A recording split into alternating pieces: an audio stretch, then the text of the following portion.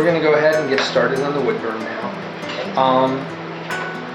What I've done is I have taken a picture of an acacia tree, and using a 0.5 millimeter mechanical pencil, I've done a very, very light outline sketch of the acacia tree. Now I have the wood burner on. The wood burner is currently, and this is the Versatool, it's currently, now this doesn't tell you the actual temperature settings, but you've got to realize that down here is 0 and over here is 950 degrees. So you can look incrementally and judge. We're at about 700 maybe, right around 700, maybe 680 to 700 degrees, right in that range. And I have it at that range so that I can go ahead and get some different types of burns in. So what I'm going to do first is I'm just going to kind of come in. Now I want this trunk, this is in the distance in the image that I'm using, so I want this trunk to be just kind of a darker tone, not anything too dark, but I want to get a darker tone in on the trunk, and I also want to go ahead and outline it. So the way that I'm going to outline it is I'm coming in, and again, I'm placing the burner down, knife edge first, and I'm just kind of coming out and I'm tracing over the line of the acacia tree where the trunk is. I'm not worried a little bit about irregularities because there's going to be some irregularities. Also, the thing is, I'm going to fill in some of these lines too. So as I come through here, anywhere where there's little errors or little bumps, I can fill it in, or I can even erase it using the X-Acto knife as an eraser, as we covered in some of the other videos. But right now, the main thing is just coming in, take your time, and using the knife edge, follow along that line. And the nice thing about this is, even though you've laid down the pencil lines as a guideline, you can alter, you can widen, you can broaden, you can narrow in. The pencil lines are not always real super exact. They're basically a guideline. You need to use them as a guideline. But you're always welcome with your burner. If you see an effect, or if you hit a pocket of, let's say you hit a pocket of softer wood. When you hit a softer wood pocket within the wood, what will happen is you will get kind of a quick, they call flashing, where what happens is the wood will actually burn a little faster because it's softer. It's not as dense, tight packed fibers, so it allows heat in faster, and what happens is you get this area where it flashes out, and it's basically darker than the surrounding area, and a little broader because the point actually sinks into that little area of wood. Don't be discouraged by those. Those are just, it's a natural phenomenon. It does happen in the wood, and if it does happen to you, you can just simply go back around through and correct that after a while. There's a lot of techniques, and as we go through these different videos, you'll see different ways to do it. Now this particular piece of branch has a broken tip, and at this point what I'm doing is I'm just taking the little tiny point of the burner, and I'm coming back in with a point, and I'm just kind of giving it that little broken edge. And what I'll do later is, like I said, we'll go through and we'll fine-tune this. But for the time being, this will actually work. And I'm going to come in here now. I'm picking up from where the main growth of the tree is. And again, this is not indicated by my pencil lines, which is why I'm not religiously following these pencil lines. They are my guideline.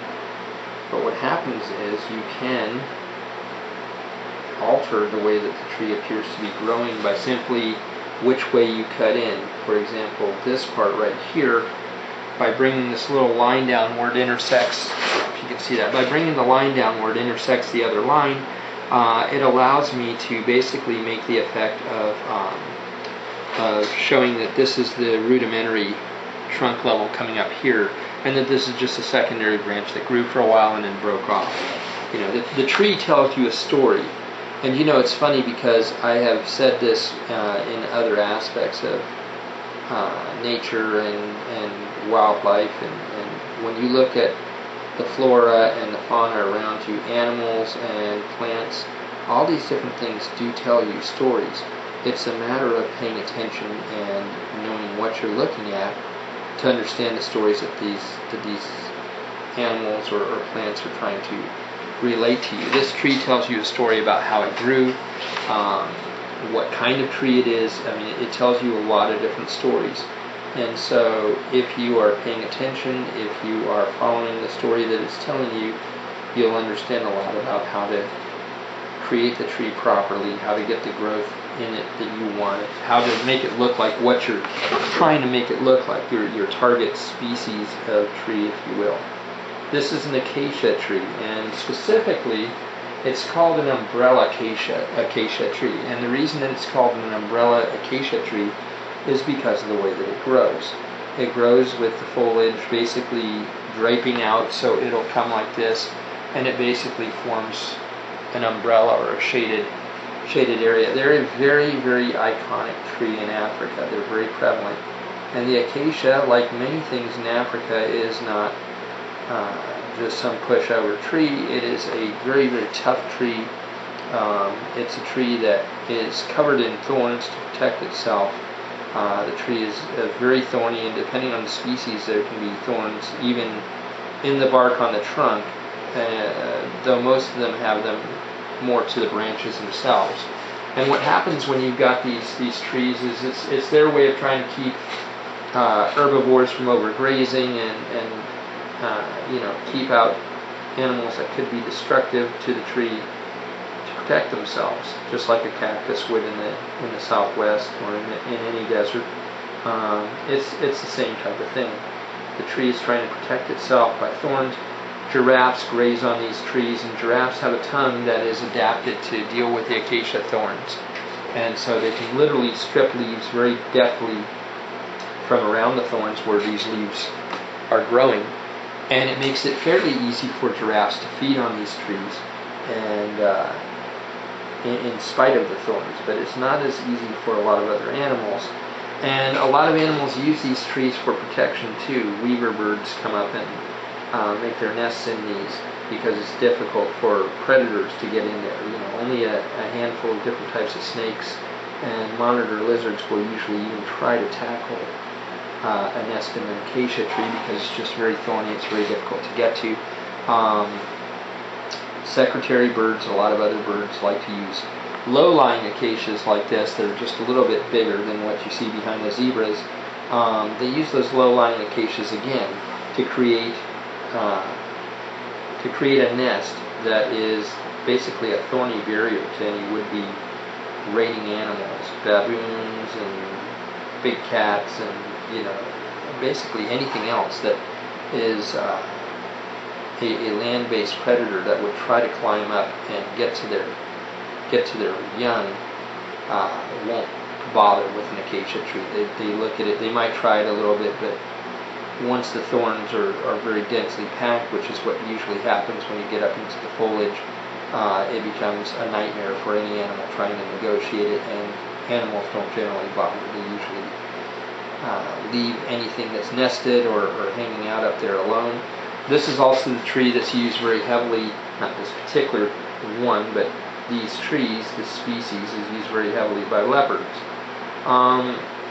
Lions, such as the one that you see here, are apex predators, so is the leopard, but the difference is that the lion is much bigger than the leopard and therefore a huge threat to leopards.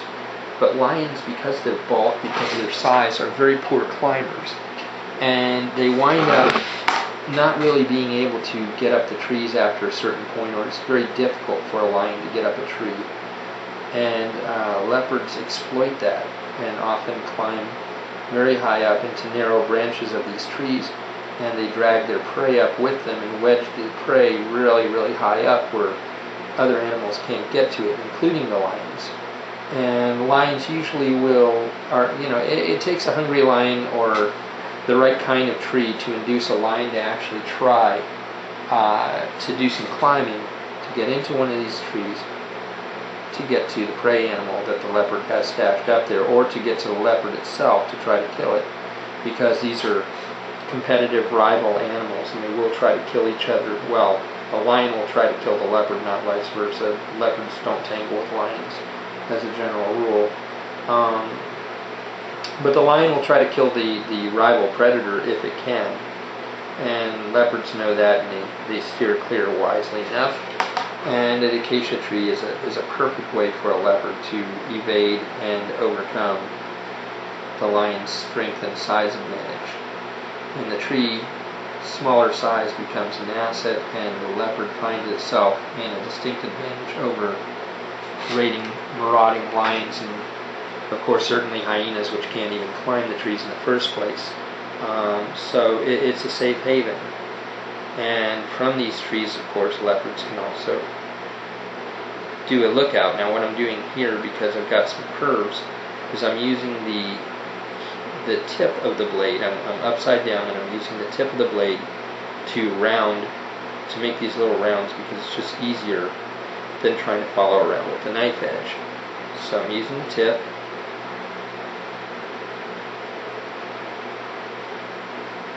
And I'm kind of coming around over the top of the wood, and I'm just making the rounded areas. And then I'll return to the knife edge.